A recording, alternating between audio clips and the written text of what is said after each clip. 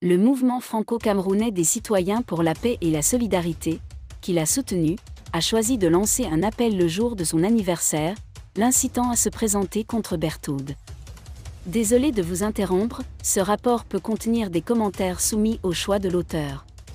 S'il vous plaît, si vous êtes nouveau sur cette chaîne, veuillez vous abonner et activer la cloche de notification.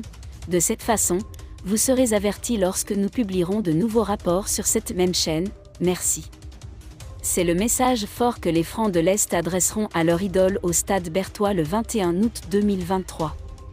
Avant d'éteindre définitivement les lumières du premier championnat de football organisé en son honneur, Stéphanie Daplouma, coordinatrice régionale du mouvement civique de Franconie pour la paix et la solidarité au Cameroun, a lancé un appel pressant à son hôte pour qu'il se présente à l'élection présidentielle camerounaise. L'année 2025. Nous croyons en l'émergence d'une nouvelle classe politique qui soutient un changement générationnel mené par Trump.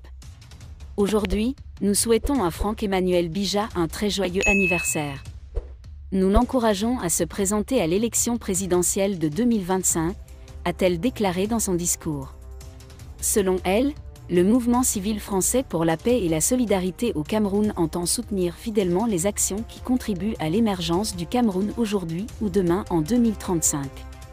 Je suis sûr que votre présence ce soir témoigne de l'ambition collective non seulement de soutenir la candidature de notre champion à la présidentielle, mais aussi de célébrer son anniversaire ensemble, à l'unisson et avec fierté, a-t-elle commencé sous un tonnerre d'applaudissements.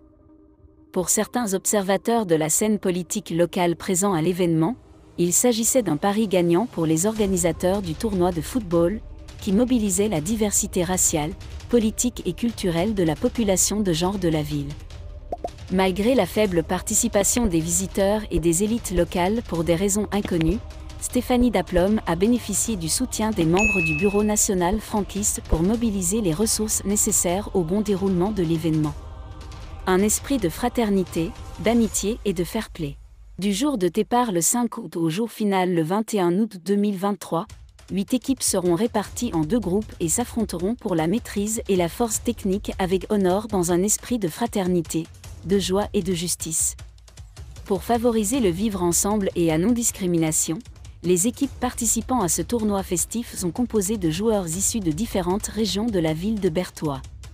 Ainsi, l'affiche finale de lundi dernier montrait les franquistes jouant au Rocket FC. Après un moment de tension et d'excitation à la fin du temps réglementaire, après avoir encaissé aucun but dans le match, les Francs se sont imposés au tir au but. La compétition est strictement disciplinée et le comité d'organisation récompense les meilleurs joueurs, équipes et arbitres qui font preuve de sérieux et de professionnalisme. Dédié à Franck-Emmanuel Bija, la victoire a été célébrée par un événement festif au parc Zabal-Leko à Berthois. Merci d'être resté avec nous jusqu'à ce point, comme toujours pour promouvoir la liberté d'expression. Laissez vos opinions à ce reportage dans la section commentaires ci-dessous. Si vous avez aimé cette vidéo, merci de liker, partager, commenter et surtout vous abonner à la chaîne. Et on se retrouve très vite pour une prochaine vidéo.